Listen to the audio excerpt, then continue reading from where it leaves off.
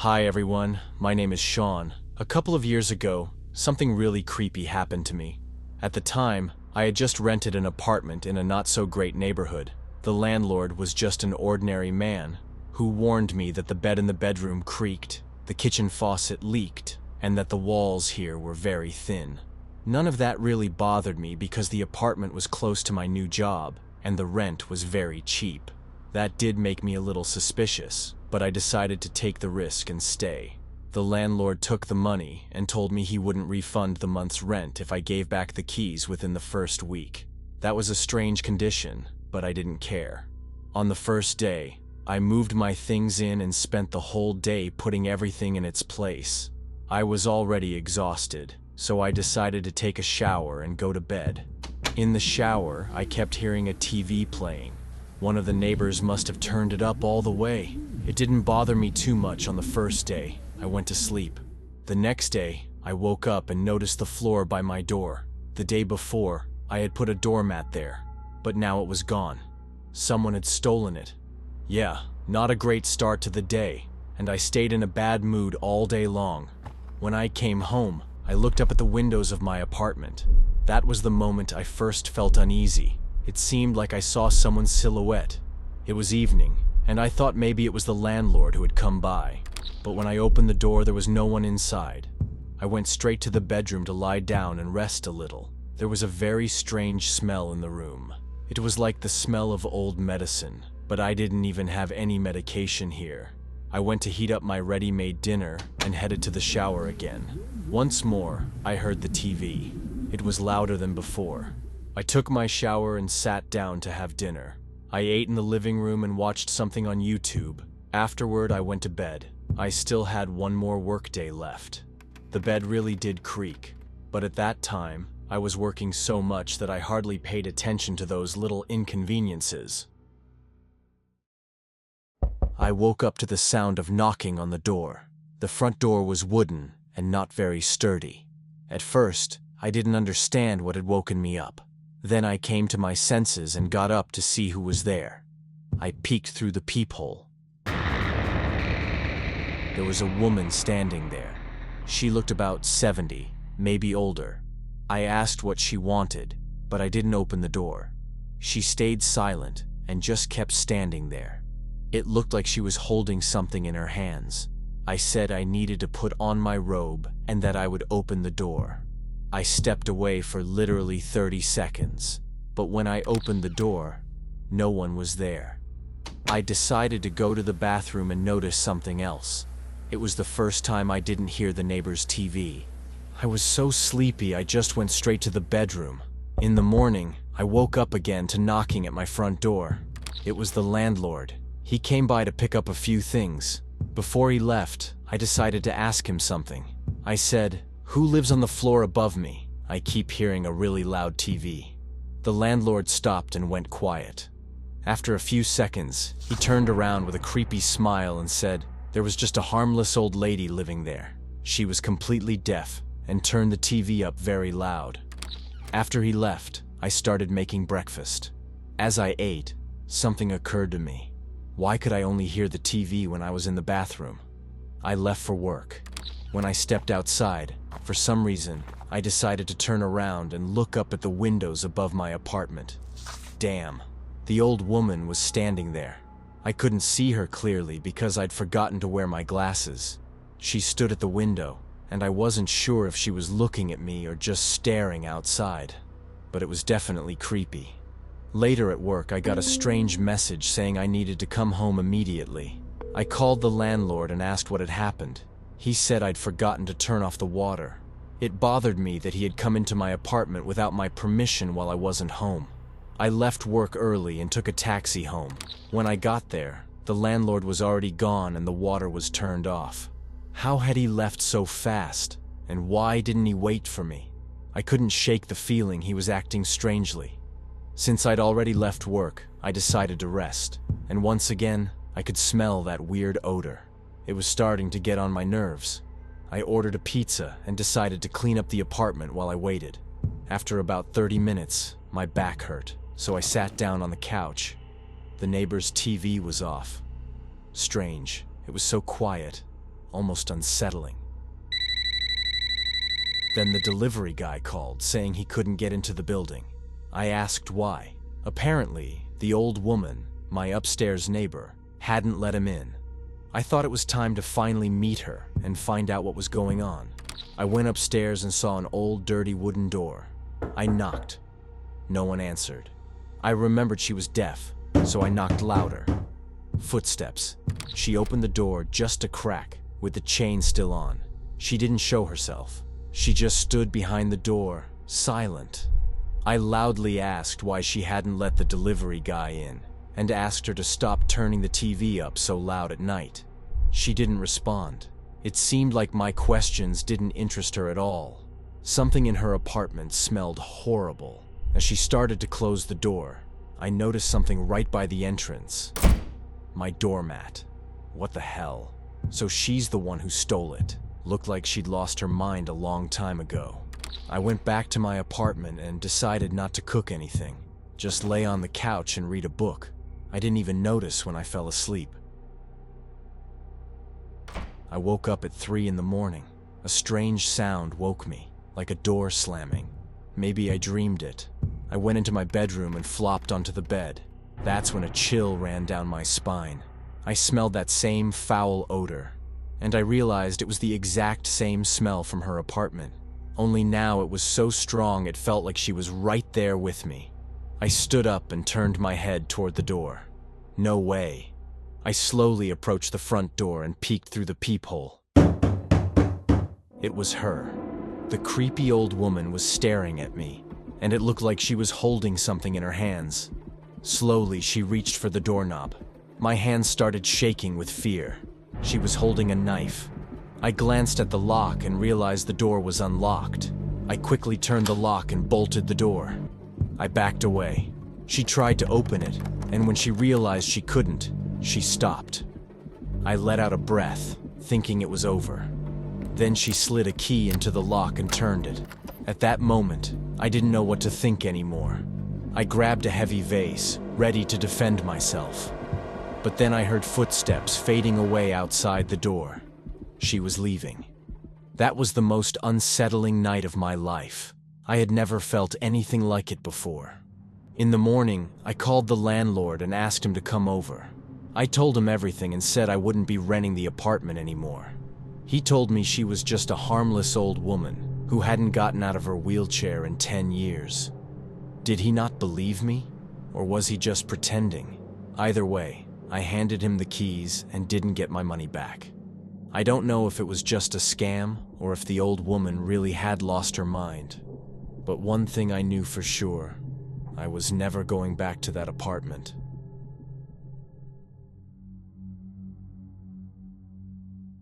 Hey everyone, I'm Clark. This happened to me 2 years ago. I never thought I'd end up in a situation like this. I was living the carefree life of a college student. I went to lectures, lived in the dorm, partied, hung out with friends and girls. No real worries. Then one day my mom called and asked me to come home right away, even though I hadn't finished my semester. My college let you pause classes for family emergencies, but I didn't want to do that. I drove home over the weekend and got terrible news. My grandmother had died. Her funeral was in a few days, but there was more. Grandma had been living with her own mother, my great-grandmother Maria, who had long suffered from dementia. For those days, great-grandma was brought to my parents' house. Mom had to travel out of town to arrange the funeral, and she gave me an important assignment. I was to stay for 3 days and look after Maria. Not exactly my ideal weekend. I'd missed the funeral, and even though Grandma and I hadn't always been close, I agreed. I asked for the time off and Mom and her husband left, carefully explaining my duties. Feed Maria, help her to the bathroom, and tuck her in each night. She barely understood anything, only answering simple questions like, "Do you want to watch TV?" Mom left, and my shift began.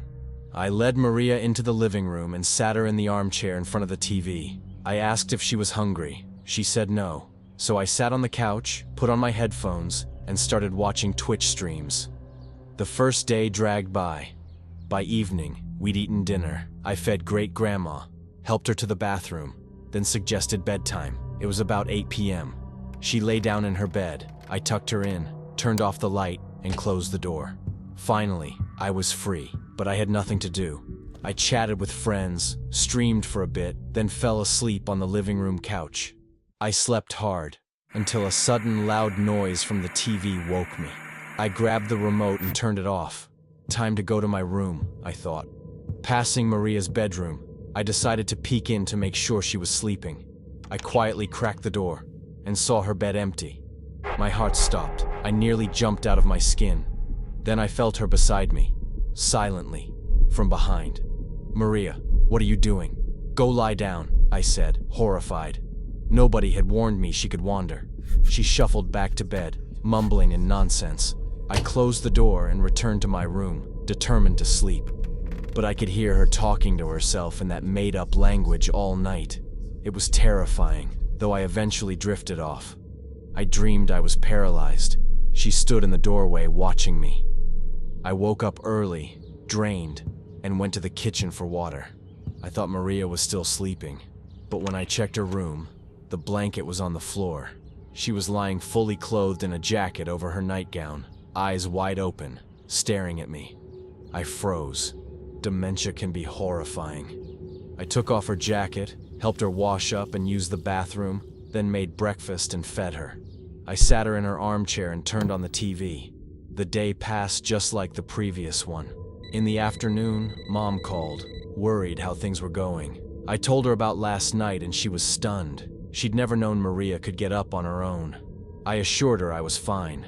I put on headphones and closed my eyes, enjoying some music.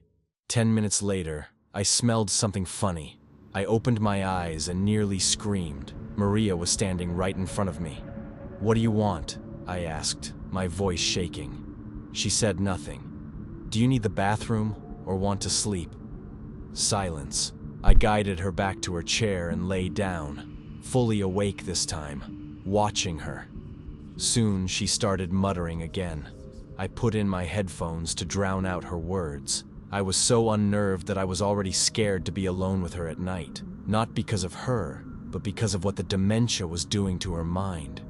That evening, I fed her. Mom called. They'd buried Grandma and would be home tomorrow. At that moment, we were sitting at the table and great-grandmother started shaking her hand and spitting out food. I hung up. She was trying to tell me something again, as if she understood that I was talking to my mother about Grandma, as if she understood that her daughter had died. I put her to bed and lay awake in my room. At around 11 p.m., I heard noises from the kitchen. I thought Maria had wandered again. I crept through the dark hallway to check. No one was there. I peeked into her room. Maria was asleep. I didn't understand the sound, so I returned to my bed. I slept until 3 a.m., shaken by some vague feeling. I opened my eyes and knew I wasn't alone. I smelled that same stale, sickly odor. I turned and saw her. Maria was standing by the window, silent, staring at me. I sat up. She screamed, but this time I wasn't scared. I covered her with a blanket and hugged her. She went silent. "Come on, back to bed," I whispered. I sat with her all night, and around 6 a.m., I dozed off right in her chair. Mom's footsteps woke me. She asked if everything had been okay. I nodded and pointed to Maria's bed. She was lying still, not breathing. Maria died that night. I think she'd been waiting for me to be there. I felt sorry for her, but at least in her final moments, she was no longer afraid.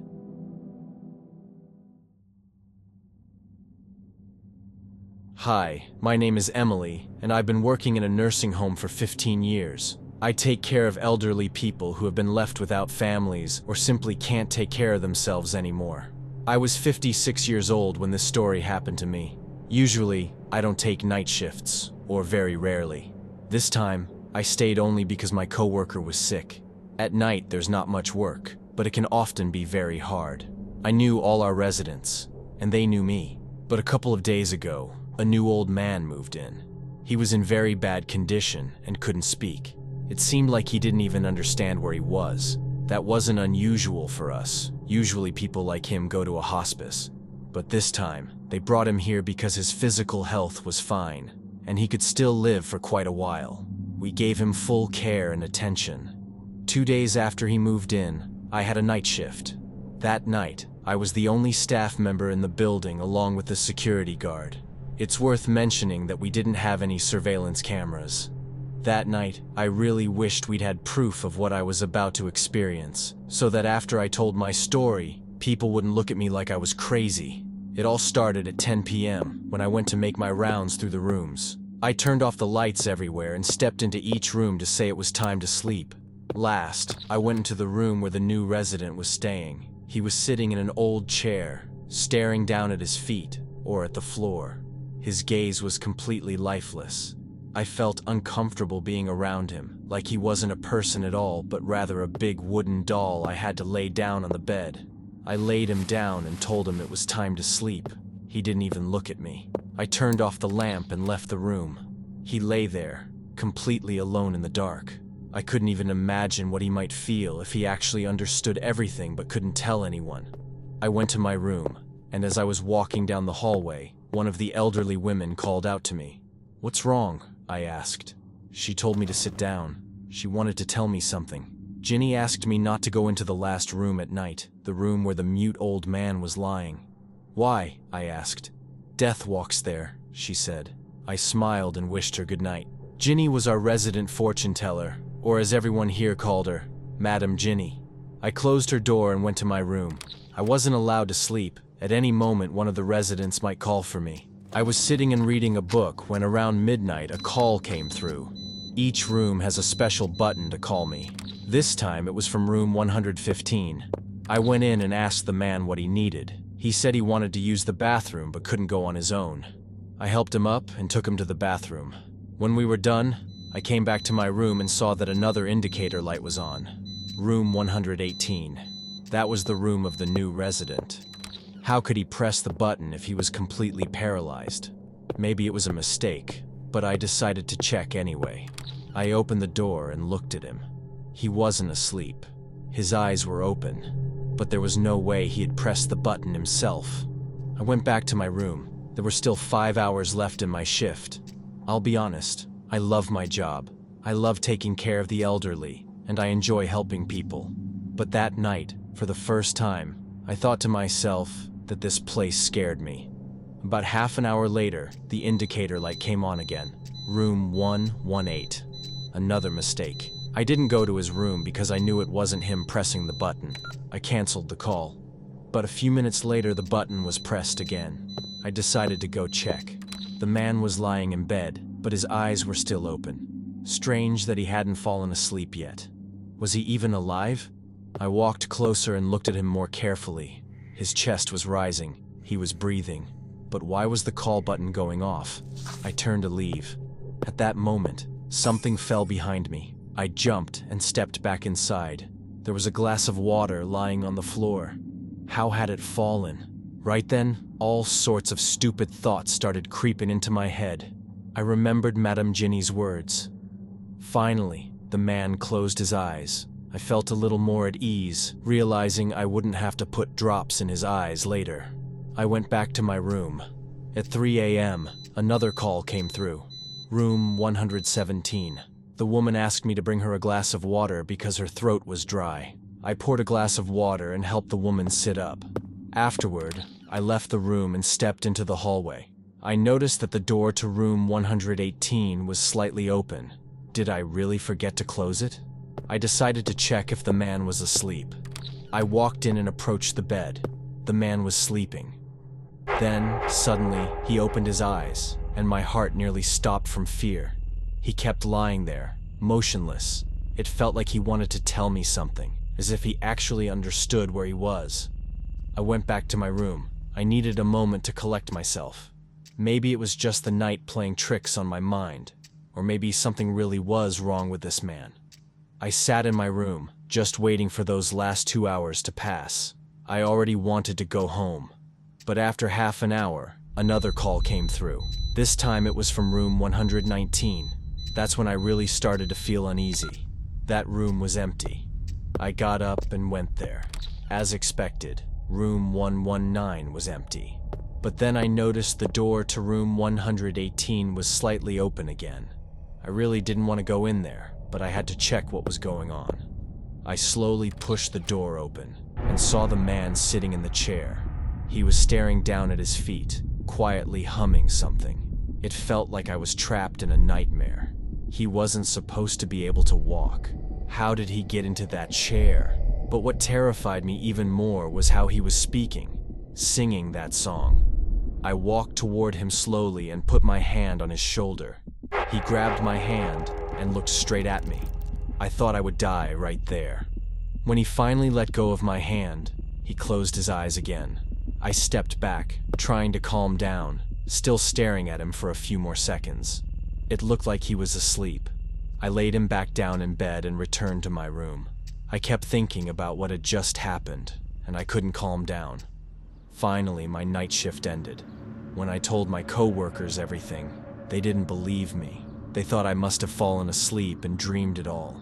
But I knew what I saw. I don't know how he stood up or how he spoke, but I was telling the truth. That man died a few days later.